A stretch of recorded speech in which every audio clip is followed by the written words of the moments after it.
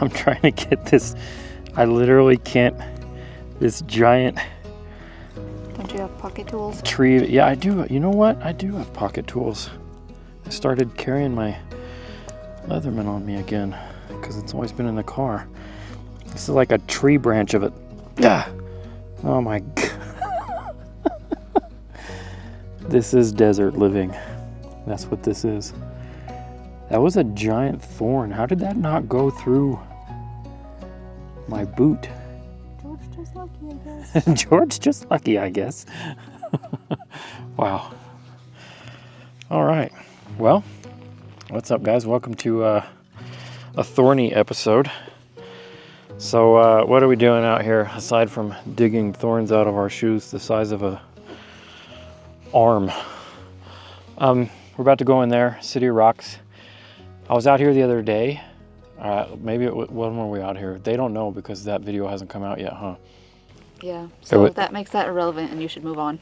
Okay, that does make it irrelevant. We were out, not really though, because just hear me out on this, okay? We were out here like a week ago or something filming another video, and I'm not going to tell you what yet. Suffice it to say, I had a minimum of 200 millimeters on me. And we were walking around and I found a really cool composition. I tried to take a picture of it with 200 millimeters and I tried to do a pano. And the pano came out cool. I'll show you the pano.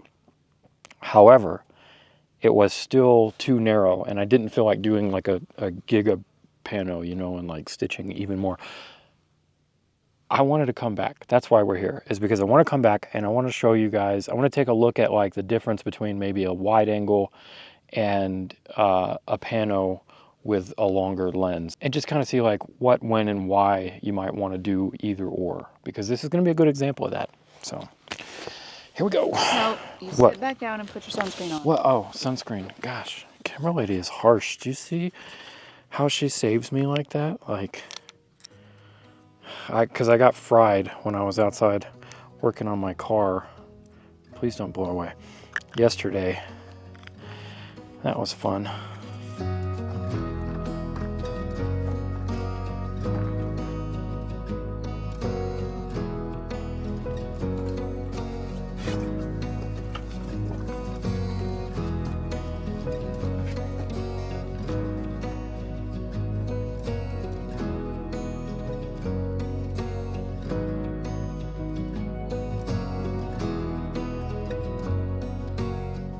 Oh, here it is. Found it. Okay. Well, no clouds today like last time, but that kind of works for maybe something I wanted to show you like in my head. So, this is the view. So yeah, last time I was here at this spot that I found, I had a minimum of 200 millimeters. And that pano was cool, but too narrow, you know. Let's see, I don't feel like changing lenses, so I got 16 to 35. We're gonna go ultra wide here, and we're gonna compare that to a pano with the 70 to 200.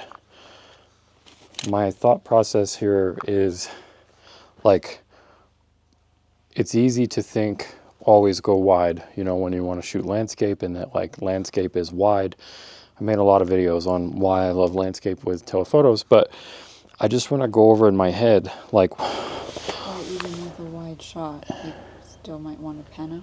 yeah, what camera lady said, why even with a wide shot, like an obvious wide shot, you might want to still consider the longer lens for a pano, not just like to pick stuff out, which is great, but if I just come up here, and I know I'm not a real landscape photographer because I'm not using a tripod for anything, but I'll get over it. All right, so this is what we're looking at. So here's the scene, and we're in video mode, obviously, so you're seeing 16 by 9. So we've got a little more room on top and bottom. I think this is a great scene. I love the rocks. I love the mountains in the background. There's a couple of things that are bothering me though. Obviously, one, we have no clouds. And not only do we not have clouds, but we also don't have the sun because the sun is over there, meaning, you know, when I don't have clouds, a lot of times I like to do sun stars. Can't do that here. So now we're just focusing on the light. So the main subject is going to be the light on all of these rocks. If I take this shot with a wide angle right now, so a couple of problems. If I do it just like this, first of all, I hardly ever have the horizon in the half, like right down the middle, unless it's strategic for something. But I'm not down with that. So if we have a wide angle, that means we're going to move down more like this because no clouds. I don't want this. I don't want the sky in there. Then that means we have all this stuff in the foreground. Unfortunately, this foreground, there's nothing interesting there. Like it's just, you know, rocks. Maybe I could accentuate this line here and around this thing and then this guy here. I could do a lot of photoshopping and, you know, dodging and burning and all that kind of stuff to make something interesting like that. But really my main goal is all of those rocks. And then the other thing is distortion. So let me go ahead and take a shot. So it doesn't really, for my purposes, it doesn't really matter what my settings are. I'm at f16 and I'm just going to focus in the middle because everything is pretty far away from me. And I'm going to take that shot. Okay, there we go. If I do a vertical and zoom in a little bit, that actually is kind of cool. So check this out. If I do this vertical, now that makes this a little more prominent, and then this guy here and the foreground could be workable, but the background is a little closer. So my whole thing with going wide is I don't want to lose my subject, which is all those cool rocks, and the wider you go, the more you're going to lose that. So I'm going to zoom in here and I'm going to take that shot. I don't know if that's going to work or not, but it looks kind of cool. I'll take a couple at different angles. I am waiting maybe for the light to get just a pinch better, but for purposes of this video, that's where we're at. All right, so now we took that shot. The thing with the wide angle is going to be the distortion on either side and around the edges. And then again, in this particular instance with no clouds and no foreground down here that's interesting, I'm taking away a lot of the reason why I'd want a wide angle. So I could force crop that, which I do a lot, you know, it depends on what lenses you have when you're out there. I could force crop that to a pano crop, make it look like a pano, and that's fine. But I happen to have a long lens with me, so I can just go ahead and do like a real pano. So since I'm going to be shooting longer, I guess I'm still going to keep this at f16. My ISO is going to be higher because I'm handheld, but you know, I don't care. Okay, so here's what we're looking at. It's a lot tighter. This is looking a lot better. Those rocks are all much more prominent. The mountain is closer. Looking really good. So that's exactly how I'm going to do that pano. I'm going to f16. I'm going to focus on these rocks in the middle. I could do a focus stack, but I just don't really think I need to at this point. The only thing I want to make sure is I don't get too much sky in there. I also want to take it off of burst. Yeah, I'm going to put it on single so I don't have 8 million pano shots. All right, that was a lot. We're going to go put those together. I found one more spot. I'm going to go take a look at that.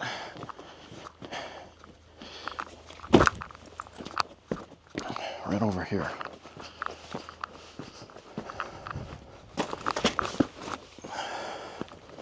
Okay, I'm going to do the same thing with both of these. Just want to get a slightly different angle so I can see which one I like now that I don't have that rock on the sidewall. Boy, 16 is wide. Okay, so I'll take that. Yeah, I don't like that as much. And now Do one more pano. I don't think I want to go that far, but always take a little more than you need for panos. And with the longer lenses, vertical panos will end up giving you more space than doing it like this, you know, horizontally. All right, I think that's all we need. So that's literally all I came here for. So we can head back into the studio and I'll show you how I'm going to edit these. And then we'll take a look at the difference between the pano and then the wide angle and see how that turns out. And maybe I'll be completely wrong and maybe I'll end up liking the wide angle more. It happens. But the point is to try it and not get stuck up here. Okay, there we go. All right, we'll see you in the studio.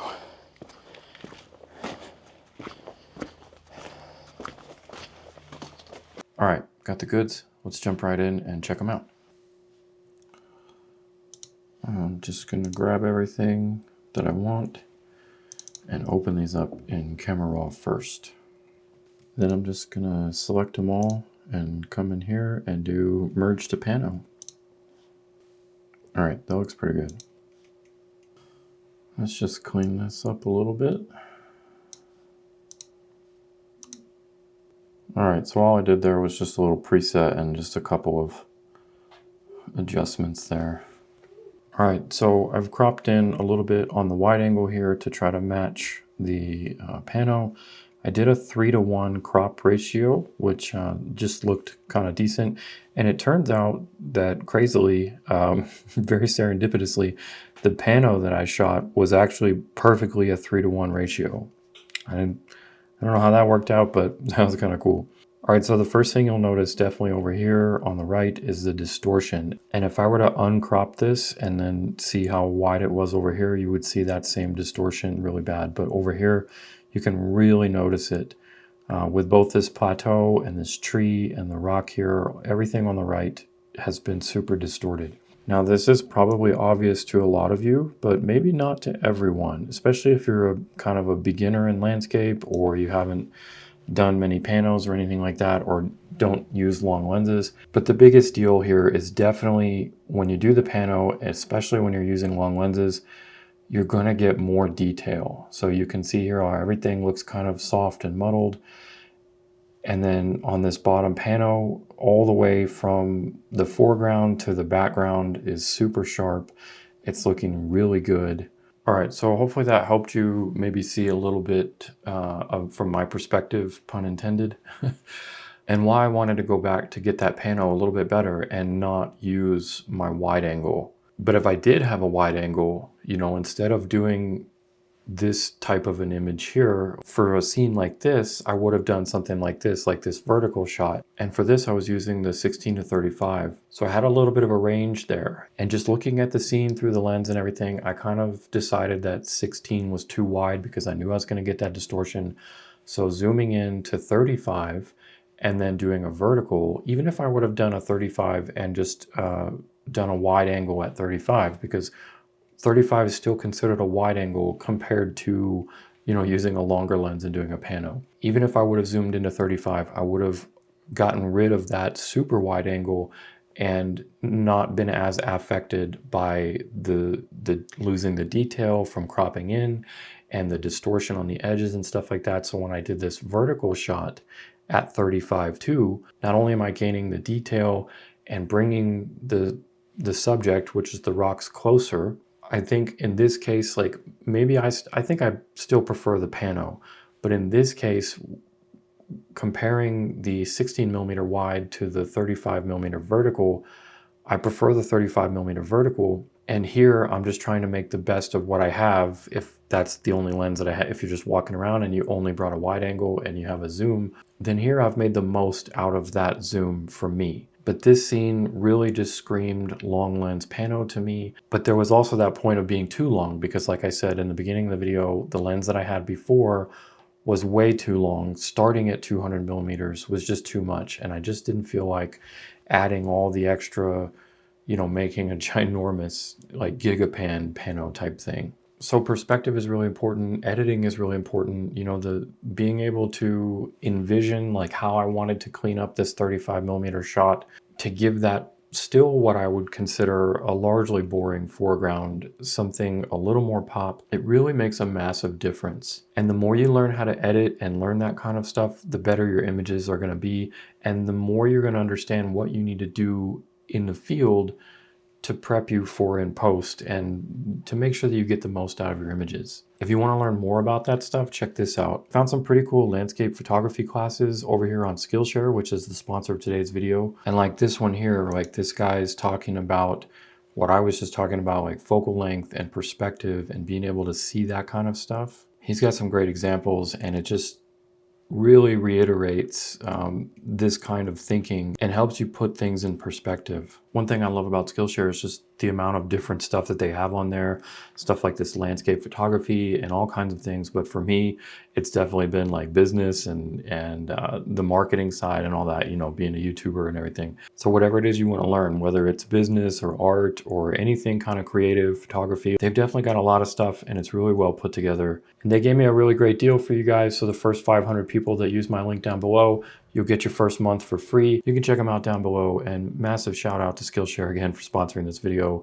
Really helps out with the channel. And hopefully it'll help some of you guys find some more creativity and whatever you're looking for in your life. All right, well, I'm gonna wrap it up there. Let me know what you think about the wide versus pano. I definitely like both because you guys know how much I love my Sunstars, but I still think that on average, I tend to go for the longer focal lengths first. And one last shameless plug, if you guys want to learn this kind of stuff from me too, like in the field, then you can check out my workshops down below. I do still have, I think I had a last minute cancellation, so I still have 2 spots left as of right now for Scotland, May of 2025, the end of May. That's going to be landscape and wildlife. We're going to be doing a lot of wildlife, birding, puffins, seabirds, stuff like that, but we're also going to be doing a lot of landscape with those castles and those epic Scotland coastlines. It's going to be pretty amazing. So you'll have the opportunity there to learn all of this stuff from me, hands-on, in the field, and be in one of the most incredible places on earth. All right, that's it. It's chai time. Thanks for watching. I'll see you in the next one.